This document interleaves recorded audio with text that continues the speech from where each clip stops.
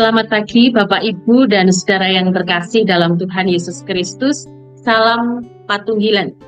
Kembali saya menyapa panjenengan semuanya dalam Sapa Pagi GKJW Manukan. Dan pada saat ini kita akan bersama menggumuli satu tema, yaitu pembawa damai. Saya akan membacakan firman Tuhan dari Matius 5 ayat 39, 43 dan 44. Saya ulangi, Matius 5 ayat 39, 43 dan 44. Demikian firman Tuhan.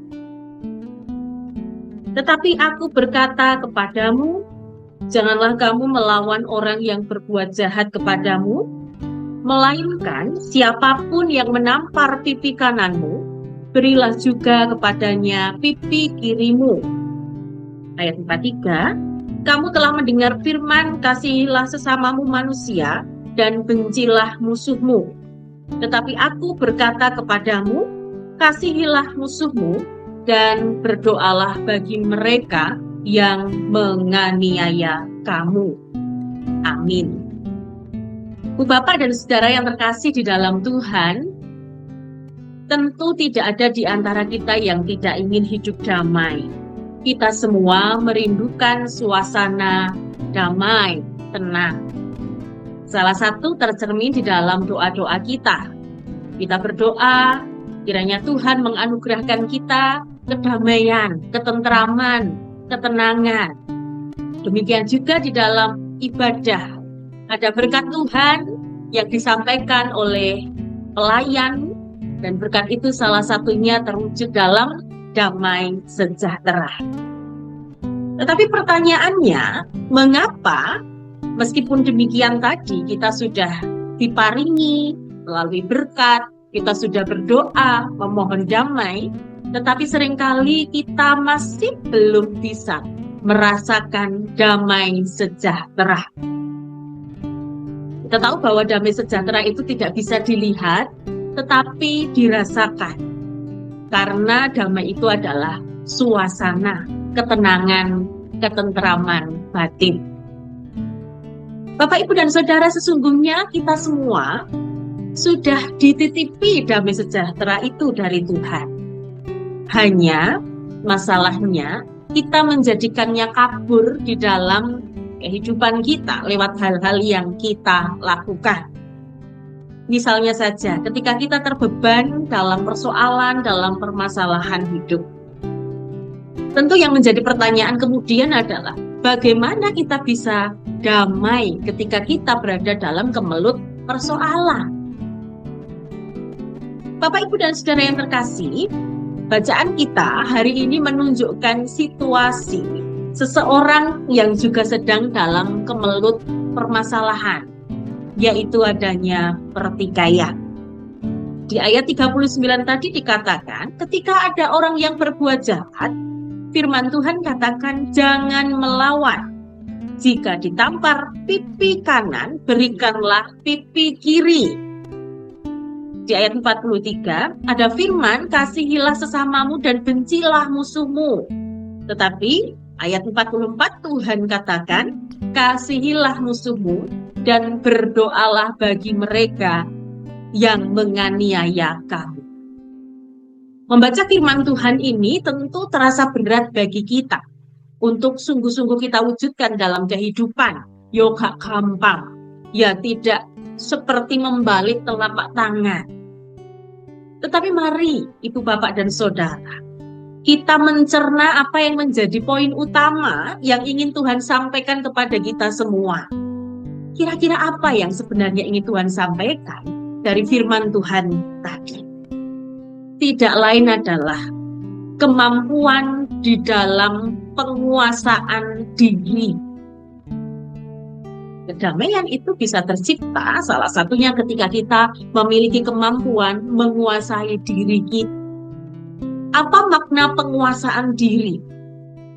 Penguasaan diri adalah menahan diri dari pencobaan-pencobaan dan juga tetap setia melakukan kebenaran Tuhan.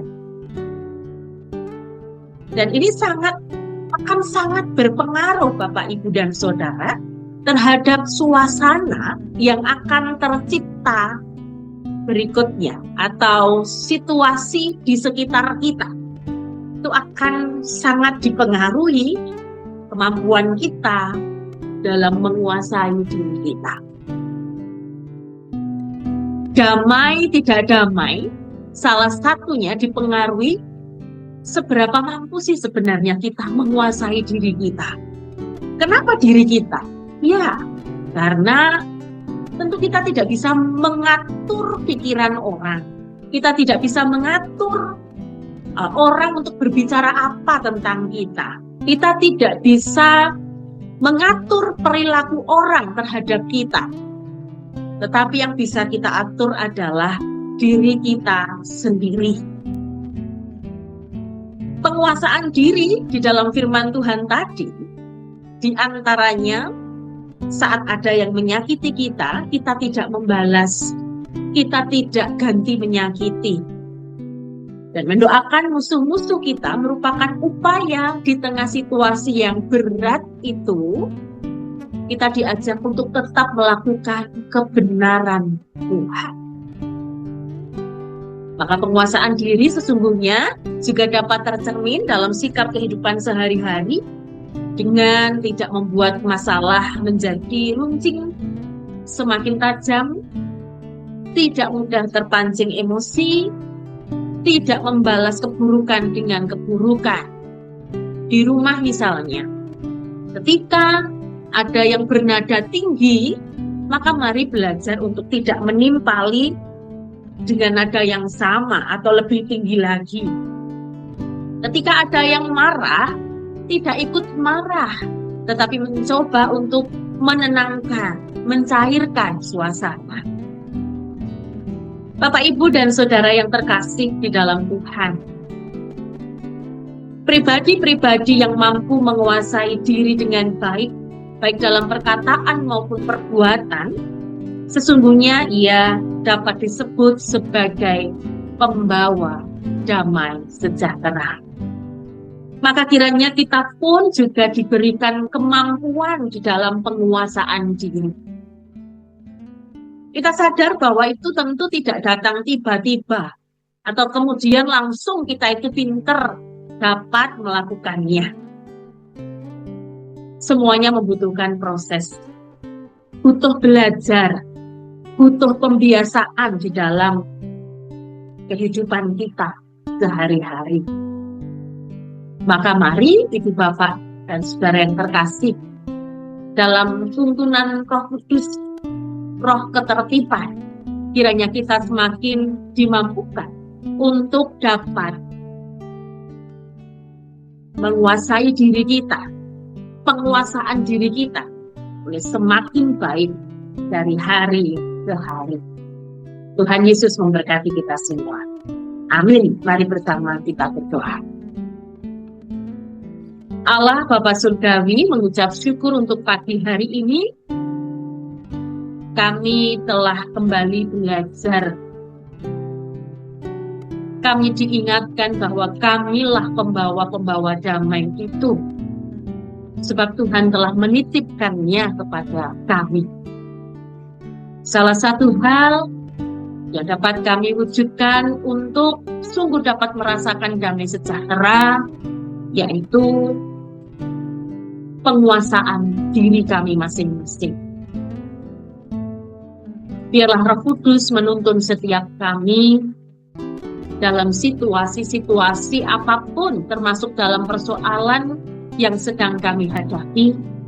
Kami mampu untuk menguasai diri kami mampu menempatkan diri dengan baik, dan kami juga tetap dimampukan untuk melakukan kebenaran itu. Dan kiranya damai sejahtera itu bukan hanya ada di awang-awang, tetapi perlahan-lahan nyata di dalam kehidupan keseharian kami. Di dalam nama Tuhan Yesus Kristus kami berdoa. Amin. Demikian Bapak Ibu Saudara, sapa pagi kita sudah usai. Selamat beraktivitas, jaga kesehatan, terus semangat. Tuhan Yesus memberkati kita semua. Salam Patunggilan.